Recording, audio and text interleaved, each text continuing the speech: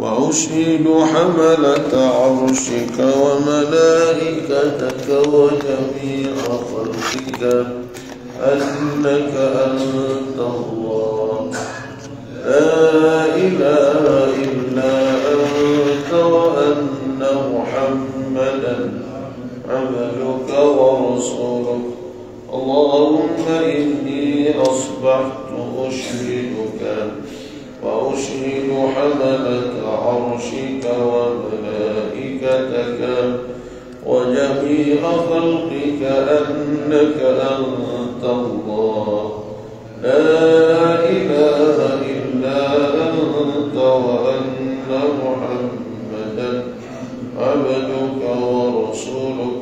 اللهم إني أصبحت أشهدك وأشهد حملة عرشك وملائكتك وجميع خلقك أنك أنت الله لا إله إلا أنت وأن محمدا عبدك ورسولك.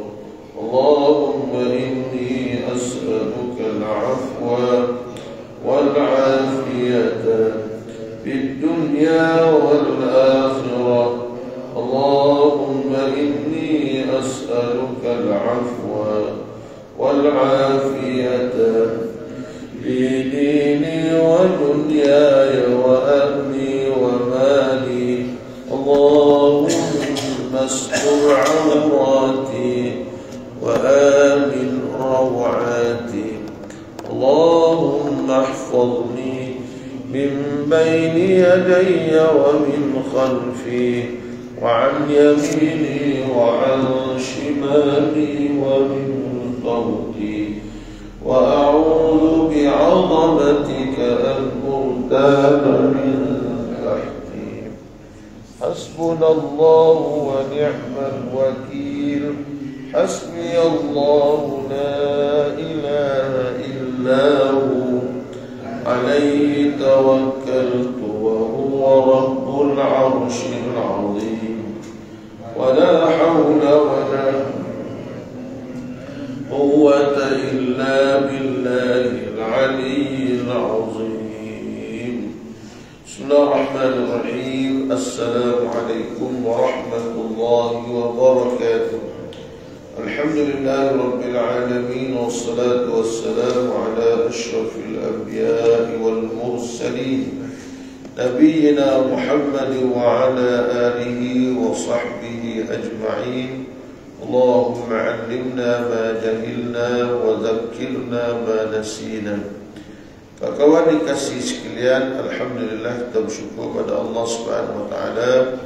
Pada pagi ini kita dapat bersama, mudah-mudahan Allah Subhanahu wa taala merahmati kita semua dan kita mulakan pagi ini membaca Al-Quran pada muka surat yang ke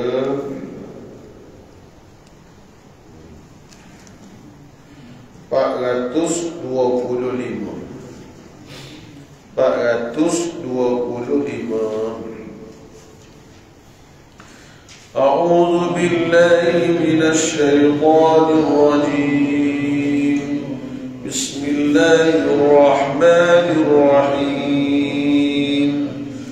ترجي من تشاء منهن وتؤوي إليك من تشاء ومن ابتغيت ممن عزلت فلا جناح عليك. ذلك أدنى أن تقر أعينهن ولا يحزن ويرضين بما آتيتهن كلهن والله يعلم ما في قلوبكم وكان الله عليما حليما. لا يحل لك النساء من بعد ولا أن تبدل بهن من أزواج ولو أعجبك حسنهن إلا ما ملكت يمينك وكان الله على كل شيء رقيبا. يا أيها الذين آمنوا لا تدخلوا بيوت النبي إلا أن يؤذن لكم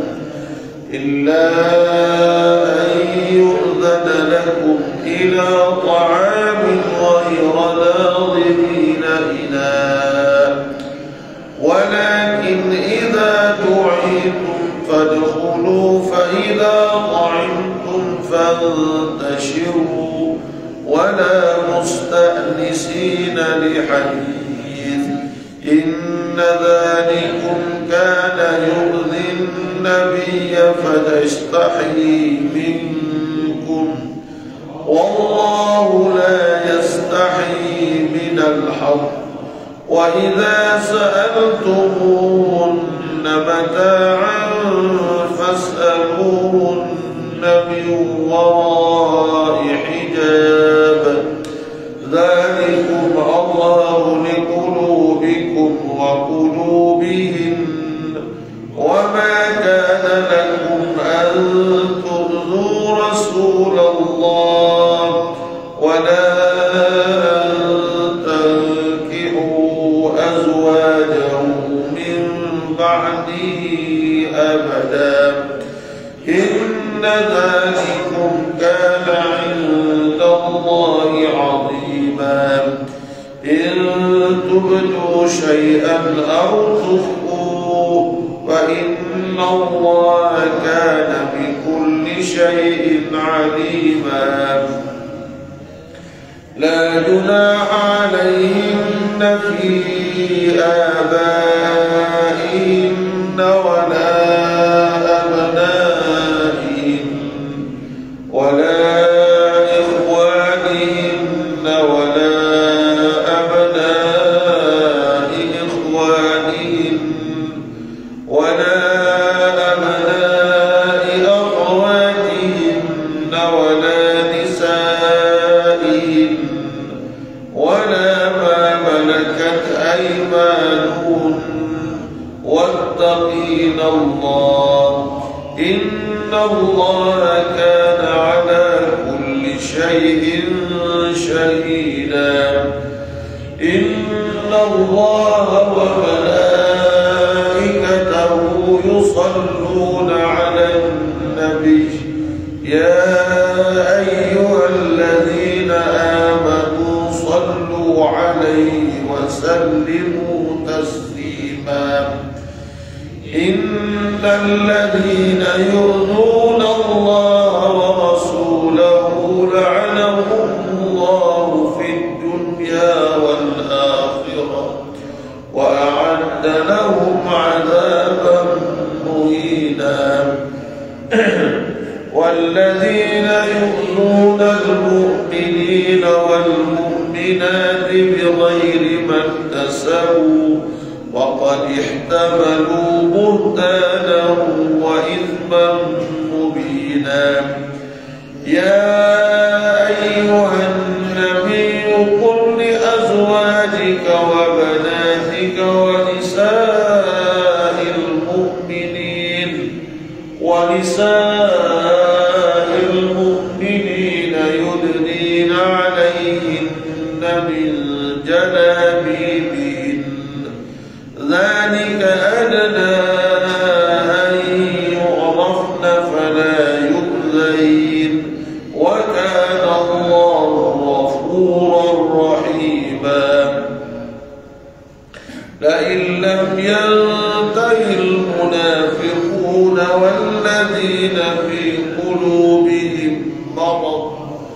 والذين في قلوبهم مرض والمرجفون في المدينة لنغرينك بهم ثم لا يجاورونك فيها إلا قليلا ملعونين أينما ثقفوا أخذوا وقتلوا تبديلا سنة الله في الذين خلوا من قبل ولن تجد لسنة الله تبديلا صدق الله العظيم. Alhamdulillah, saya subuh sudah, zikir pagi sudah, sedekah sudah, baca Quran sudah. Alhamdulillah, kita sambung lagi pagi ini pelajaran kita untuk mengobati hati-hati kita sekalian. Kita belajar ni tuan-tuan, pertama sekali untuk kegunaan kita. Kita belajar Quran baik, kita belajar hadis Nabi baik, mula-mula lepas kita belajar, kita tengok untuk diri kita. Lepas tu, barulah kita check and balance untuk orang lain. Baik tuan-tuan, hari ini tersambung lagi sahabat sekalian pada muka surat 596. Masih lagi dalam kitab Mencela Pangkat dan juga ya. Kalau kemarinnya cara nak mengobati penyakit suka dipuji, Imam Ghazali letak suka dipuji ni satu penyakit. Hari ini pula sambung lagi cara mengobati penyakit benci dikeji. Ada setengah orang, tuan-tuan semua, kita ni tak suka sangat kalau orang ni mengeji kita. Suka dipuji, takut dikeji. Baik, kita dapat mengambil kesimpulan dari keterangan-keterangan yang lalu bahawasanya orang yang mencelamu itu tidak sepi dari tiga perkara berikut. Ghazali kata, kesimpulan daripada apa yang kita belajar dulu, dia kata bahawa orang yang mencela kita ni maka tidak sepi daripada dia ada tiga perkara. Pertama, mungkin ia telah berkata benar dalam celaannya terhadap dirimu, manakala tujuannya tidak lain melainkan atas maksud hendak menasihati dan membetulkan serta diliputi dengan perasaan belas kasihan.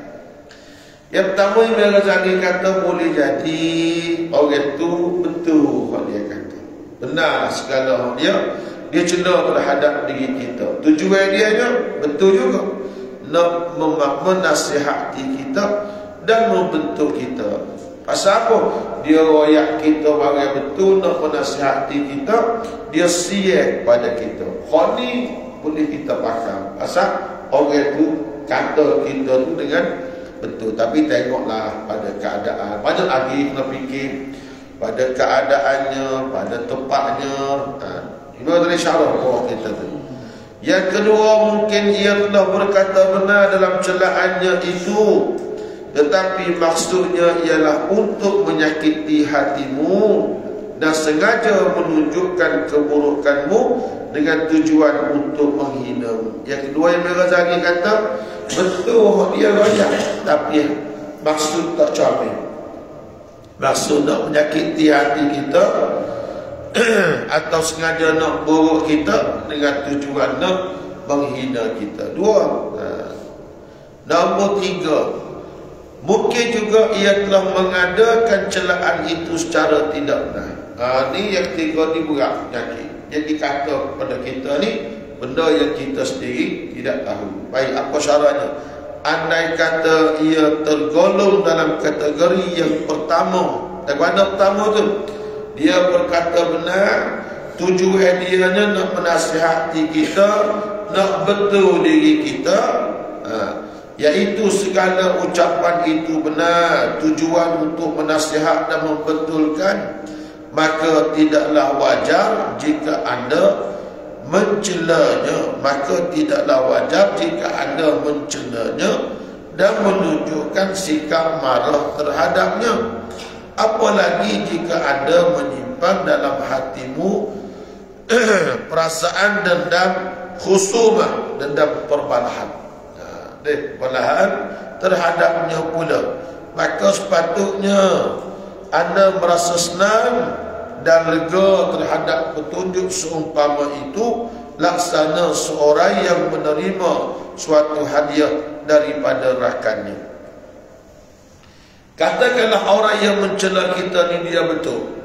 Dia betul, niat dia pun betul. Dengan penuh kasih sayang dia cerita kita, hak ni tak patut kita lawan balik dengan celaan. Tapi banyak benda kena raih. Katakanlah nak nasihat, tengoklah perkataan betul mencela lagu mana. Patut di mana mencela tu? Betul niat dia betul, tapi di mana dia mencela? Kalau katalah depan ramai-ramai niat nak menghina. Kalau mari sore sama sore, dah demo ni berat kopi bangang. Contoh. Boleh nak kata ambo dengan abdi saja. Orang lain tidak dengar. Dia betul abdi kopi sungguh. Contoh ni. Jadi abdi nak balas balik celaan itu tidak boleh. Pasal apa? Sebab orang mencela kita tu dengan nak menasihati kita. Tu orang ni kita kena dengar celaan dia. Yalah kita kadang-kadang orang tegur kita perkataan menyentuh hati ni. Kita jenis anak bosu, jak kecil lagi, pantang ditegur.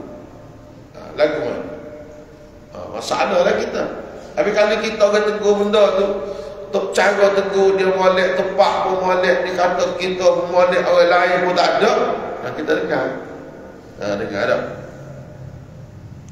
Pasal niat dia comel nak membaiki kita. Sesungguhnya orang yang menunjukkan kecelaan dan keburukan anda itu samalah seperti orang yang mengingatkan anda kepada jalan yang membinasakan agar anda dapat menjauhkan diri. Dia kata sini umpama orang cela kita tu, royak keburukan diri kita tu dengan niat comel, supaya dia royak jangan pergi kat tu, jalan tu jeluh. Kalau kita pergi juga lagu mana?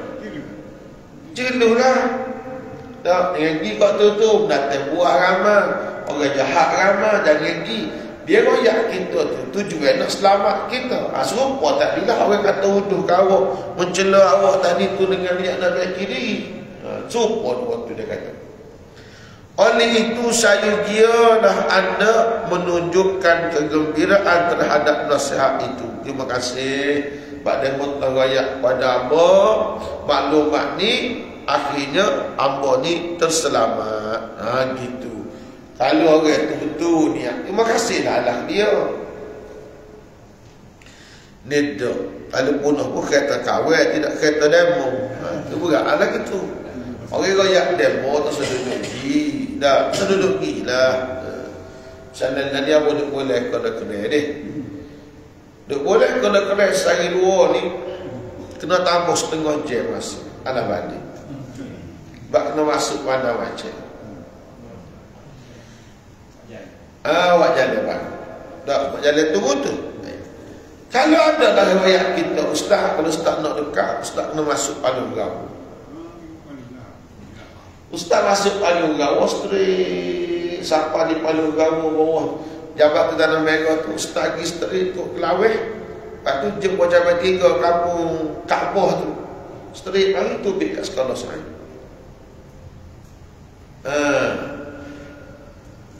Maknanya terima kasih dah pasal bayar kita. Maklum lah. Dekat tu kat tu. Lagi kat tu dekat. Ala balik, ala lagi tak apa. Ala kelip. Sikit lagi Senin. Sikit lagi dia mau kelip sampai cabai 3 tu, dia mau kona lah kau kiri. Tu bit kapuk belibit. Pagi tu pasal lah. Tak ada je sikit kapuk belibit. Jabat dia mula raya tu siap. Dia mau duduk di cabai kapuk beli labuk tu. Straight tu bit kau belibit. Tu bit kau belibit tu kan kona lah kan dia. Pasal mah kona lah kiri dalam mereka. Gitu. Bau ni buka sebentar. Lepas tu dia kelabur buat akhir dia tak ni. Tapi rentak tu sudah. Cuma jalan mula-mula ni tak awal lagi. Dan rayanya orang selamat kita daripada keadaan kan kita nak arah. Tak. Semua lah orang tegur kita takut bunuh diri kita ni kan. Selamat, terima kasih lah. Muncul lah dan royak kawan. Dan segera pula membetulkan diri anda dengan menghapuskan segala sifat-sifat yang buruk dan tercela itu dari dalam diri sekadar kemampuan. Bila kita tegur Rasulullah kita muni kopi, contoh kita nak buat mana nak suruh hilang sifat kopi kita, kau ikhtiar lah. Demo ni kan jadi mulut dulu nak kata tegak perau kata. Kita tegur dia. Ada satu orang pun cerita kampung hari Jumaat yang pergi ziarah rumah satu orang sahabat tu, dia boleh anak. Jadi dia cerita lah, dia kata Ustaz beratlah Jumaat Masjid Ambon. Jadi dia Jumaat surah lebih kurang kita gini lah. Adalah satu orang hamba Allah baru tubik penjara, budak kampung tubik cik. Jadi bila ada mandi keramaian di masjid, dia pergi lah. Dia pergi tubik cik dia pergi masjid. Budak ni dia pergi masjid. Jadi satu hari dia nak beramai orang ni, buatlah makan. Dia pergilah masjid. Masa nak makan, satu orang ustaz buka mulut dulu. Dia kata dia mau tak layak makan dalam pinggan, makan dalam teri pada kecil. Ramai-ramai dia kata kau orang. Orang tu cerita tambung tersikit tengok. Kita duduk mikir lagu mana satu hari kalau Tuhan tarik sore anak dia pun dalam jen. Orang rasa apa orang sebut gitu ke dia. Bapa yang jadi masih mustahil tu mau sebut. Kemudian mau rasa dah kan makan dalam teri kan dalam jen kan makan dalam teri besi. Dia mau tak boleh makan dalam pinggan, makan dalam teri. Besok makan dalam jen. Apa nak menghina orang? Tak boleh. Mulut ni kena ada insurans setengah-setengah.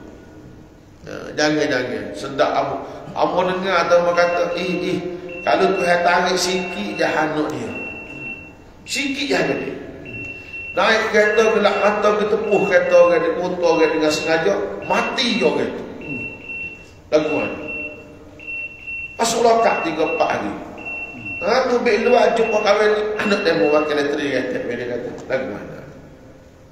Jangan dia kata kau orang sedap-sedap. Dia tubik penjara, lepas tu pergi pula ke masjid tu kan. Patut kena bantu beli dia ni. Kita suka, mari bantu. Bakar makan belakang, mari. Makan belakang. Patutnya gitu.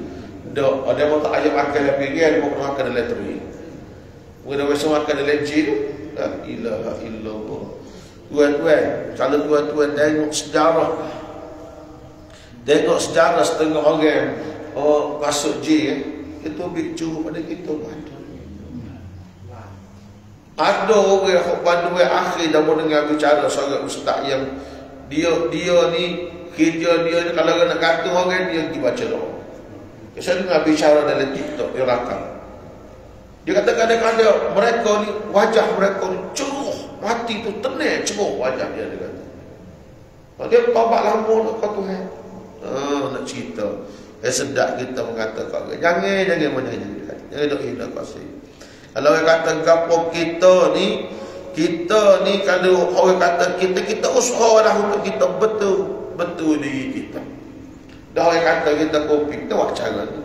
Jumpa orang sekadar ada kita belanja sekat-sekat ada. Bagi tu rumah kita tak ada betul bela rumah. Muka tak ada.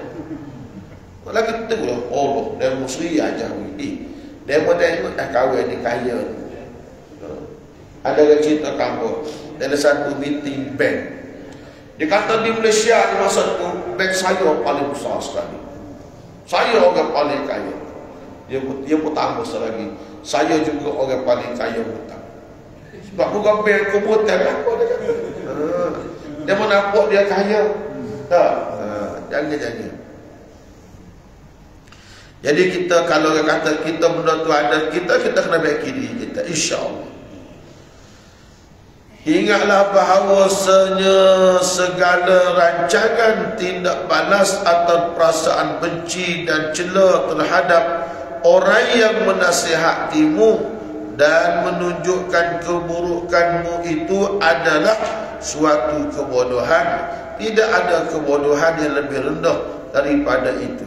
Bila orang koyak benda ni kamu nak tindak balas anak dia atau nasihat dia kamu, dia kata mula orang paling bodoh dalam dunia. Ada orang bodoh padamu. Orang koyak kita jalan nak selamat, tiba-tiba kita gimana? Tak kena.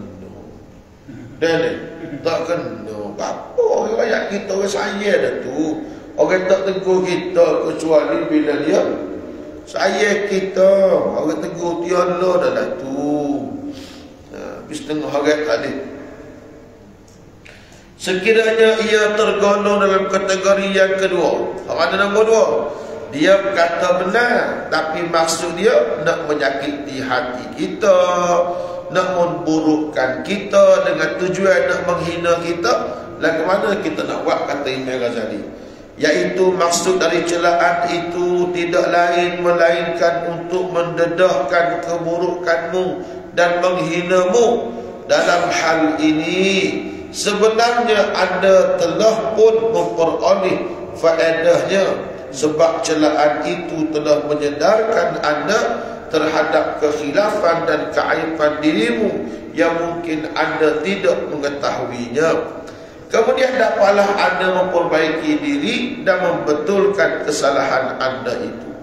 Kalau orang kata kita ni benda tu benda betul, tapi niat dia nak menyakiti hati kita, tapi kita betul ke tak? Ada kata betul, terima kasih. Pasal dia kata kita benda kita ada sungguh, benda tu tadi kopi kau, bulu buruh tadi kau apa kau, kita orang tentu kata kita terima lah. Kalau soalan niat dia nak mengaibkan kita tu, waktu cerita nombor dua. Jika anda dapat mengawal diri dan bersikap seperti yang disebutkan di atas tadi, maka tentulah yang demikian itu merupakan sebab kebahagiaan yang seharusnya anda merasa senang dan bergembira. Sebab kesedaran anda terhadap kekurangan dan keaiban diri itu adalah suatu kemenangan. Bila orang tegur kita, soal niat dia kita abaikan.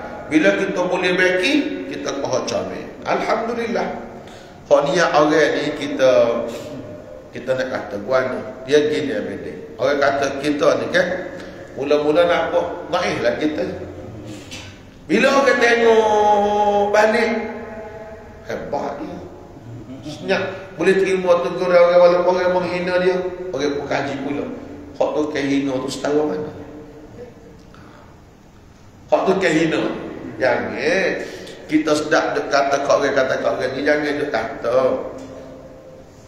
Saya teringat lagi orang kata saya umur 8 tahun. 8 tahun. Kita sekolah. Dia ni anak sulung. Jadi dia ni anak sulung. Kat dia ni rambut comel lah, rambut peluk gitu. Kita ni rambut kerah. Saibu ni zaman ada rambut kerah. Lepas tu pula ayah kita ni nak jatuh, tak ada nak bel kering, cakap bel kering. Balik pagi makan pisang rebus. Nak bel kering ke mana beli? Pada tu di sekolah yang beli, main suka pun baju tu lah hari pagi. Dah biasa sekolah udah pula. Balik juga kasar, duk ubah nak balik.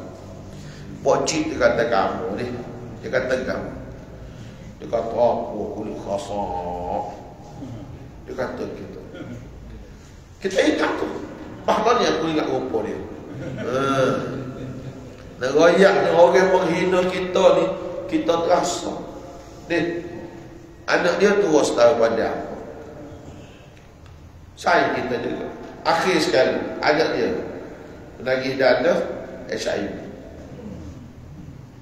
Anak dia, kalau dia puja yang kecil tu, menagih dana HIV. Kita tu hari jadi manusia. Jangan dia kata kau orang. Orang huduh, kau orang comel, orang ni itulah keadaan dia. Dia nak kata mana? Kita sedap belaka kata kat orang, kau tak kena kita, aja kena kita. Bukan kita kalau budak kecil kata, tak malu kalau saya kita kata. Masalahnya pocik tua, pok dia tu menghina kita. Jangan tuan-tuan. Dia kadang-kadang hinaan, kadang-kadang kan apa yang menipu kita di hari tua ni kerana kesalahan kita dulu. Menghina orang, mencela orang. Tuhan cucu balik dalam kehidupan kita. Menengok balik. Jangan duk kata kat orang kau tu kau ni. Jangan. Ya patutlah kita ni kan gapo-gapo ni kena sederhana lah. Jangan duk menghina orang. Kita terasa lepas tu lain lepas ni kita ingat lagi. Kita umur 8 tahun, dan ni kita umur 55. 47 tahun dulu dia kata kita. Lepas ni kita nak ayat kita.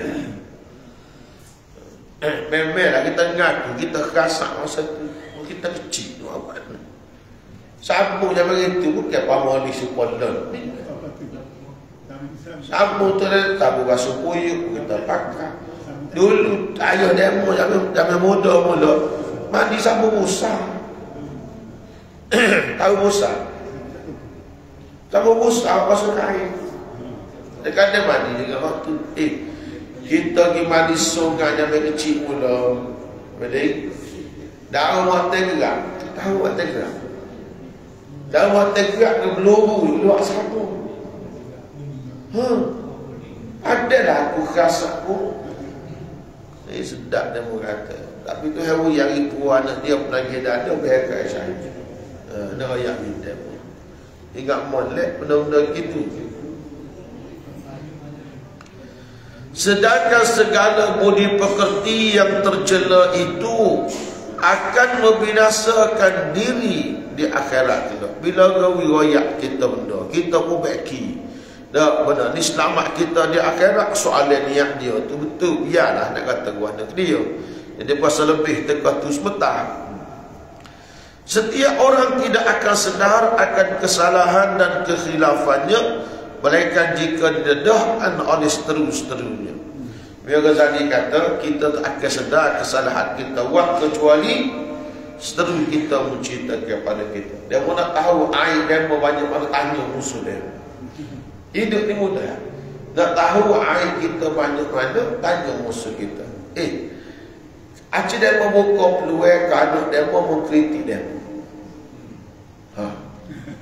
Jangan marah. Hari ni abah dengan berlapang dada buka peluang kerana anak semua. Apa nak katakan? Noyak apa kata? Anak tak berani nak kata apa? Tak berani dah. Ada hari ni abah buka. Kita kami anak-anak kita kecil-kecil dia lah. Ada belakang dah ni orang. Kita buka peluang anak-anak. Kata acu tegur balik gapo nak kata. Kita buka saja kita buka peluang. Dia kata dia suruh Zaifi kecil anak bos. Dia kata balik ada son. Gapo dia? Balik disibuk laju. Tak dulu. Kata adik nak gapo? Taklah pakai kedai kata lah. Contoh tak? Budak-budak kan? Tak apa. Malah ni pakai kedai. Maknanya dah sebut kalau kita buka peluang, orang menegur kita mungkin banyak lagi. Tuhan nak tegur tak kopok lah orang. Tu banyak kita boleh tegur dah kita. Oh, betul lah aku ni busy sungguh. Tak dekat tu. Tapi nak ceritanya, cuba kita buka peluang. Bini kita tegur kita. Lagu mana? Abang ni betul dah pergi bayar jemaah. Tapi kat Timur nak pergi salam baru pergi. Pergi salam dah. Cuba kau peluang lagi tu. Bagus. Sekurang-kurangnya dia boleh menyedarkan kita akan kecelakaan kita. Oleh itu sudah sewajarnya lah ia bergembira dengan segala celaan yang mungkin dihebohkan oleh seterusnya dan menganggapnya sebagai suatu kemenangan bagi dirinya. Jadi patut kita syukurlah. Betul lah kawan lagi tu boleh baiki diri kawan, insya-Allah. Ada seteru yang mencelamu itu jika ia bermaksud semata-mata nak menyakiti hatimu dan mendedahkan keburukanmu, maka sebenarnya ia telah membuat suatu jinayah terhadap agamanya. Bila orang dia nak menghina kita dan sebagainya, hak ni dia buat naya ke agama dia sendiri. Agama body itulah. Manakala kelakuannya itu merupakan suatu nikmat pula bagimu, jelasnya ia yang rugi, anda yang untung. Dia kata kita, dia boleh dosa, kita boleh pahala. Kita boleh pahala. Oleh itu jangan sampai anda menunjukkan kemarahan terhadap sesuatu ucapan yang akan mendatangkan faedah bagi dirimu dan sebaliknya akan meninggalkan kesan buruk terhadap orang yang mengucapkannya. Kalau dia kata nak hina kita, lepas ni dia menyesal. Lepas tu Allah kawal mengaibkan dia, dosa kawal. Bila kawal lagi minta maaf dengan dia, kita pula orang yang kata benar kita senyap dengan dia. Bila dia kata huduh kita pun senyap ikut dia. Lepas jadi mana kita? Benar kita. Dia Imam Syafi'i mesti benar kita. Ingatlah menutup pagi ni. Dia kata idza takallama as-safihu fa khairu ijabatihi as-sukut. Dia kata bila orang bodoh ni kecek, jawab apa yang paling betulnya duduk dia. Sudut lagi. Senyap. Dia mau senyap, dia mau beli. Patut dia kata, malu dengan sendiri. Sungguh. Dia malu dengan sendiri. Kita, biarlah kalau kata kampung kita pun. Dah. Misalnya dia mau pandang sama bini dia mau. Bini dia mau popek. Senyap. Sekatokah. Kata kerja pasal tegur bini kita bawa semua kat bini kita tegur ambil air motor dia spot bawa klik. Kalau bini marah muka duduk 2 minggu hari jemput tegur air tawar tegur boni mustajab tak balas kita dengan bini kita sebotol lagi tegur kata ambil otomo air tak macam-macam kapur. Tak baca air kampung pun dia kata. Cuma aku sedar kalau bini mu marah muka mu. Bila kau mu memang air dalam mu dia jawab tak boleh. Dia jawab tak boleh. Kelip lah waktu dah. Tu yang obat dia. Maknanya jawab yang paling sedap kan kata hudud kita. Ya, kalau kita gila dia duduk kedai kopi. Orang kata hudud demo. Demo gila nampak bodoh dia. Wasnya sudah bodoh. Dia nyada yang puye. Berat demo India kata tadi. Orang berpuas hati boleh kata dia. Lepas tu nyada yang kata bunuh. Nak bunuh demo. Lagu kan? Sebab tu ada. Kita putih sekata insyaAllah. Kita sambung lagi pada hari Rabu ni pula. A'udzubillahi minasyaitanir rajim. Bismillahirrahmanirrahim. Alhamdulillah Rabbil Alamin. Wassalatu wassalamu ala Rasulillah wa ala alihi wa sahbihi ajma'in. ربنا اغفر لنا ذنوبنا ولوالدينا وارحمهما كما ربيانا صغيرا ولجميع المسلمين والمسلمات والمؤمنين والمؤمنات الأحياء منهم والأموات اللهم إنا نسألك رضاك والجنة ونعوذ بك من سخطك والنار اللهم أرنا الحق حقا وارزقنا اتباعه وأرنا الباطل باطلا وارزقنا اجتنابه اللهم ربنا وآتنا ما وعدتنا على رسلك ولا تخزنا يوم القيامة إنك لا تخلف الميعاد اللهم أغننا بحلالك عن حرامك فضلك عمن سواك برحمتك يا أرحم الراحمين اللهم اختم لنا بحسن الخاتمة ولا تختم علينا يا الله بسوء الخاتمة ربنا آتنا في الدنيا حسنة وفي الآخرة حسنة وقنا عذاب النار وصلى الله على نبينا محمد وعلى آله وصحبه أجمعين والحمد لله رب العالمين تقبل الله منا منكم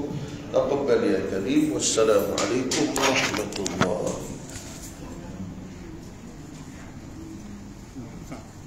Mari kita pergi melawat.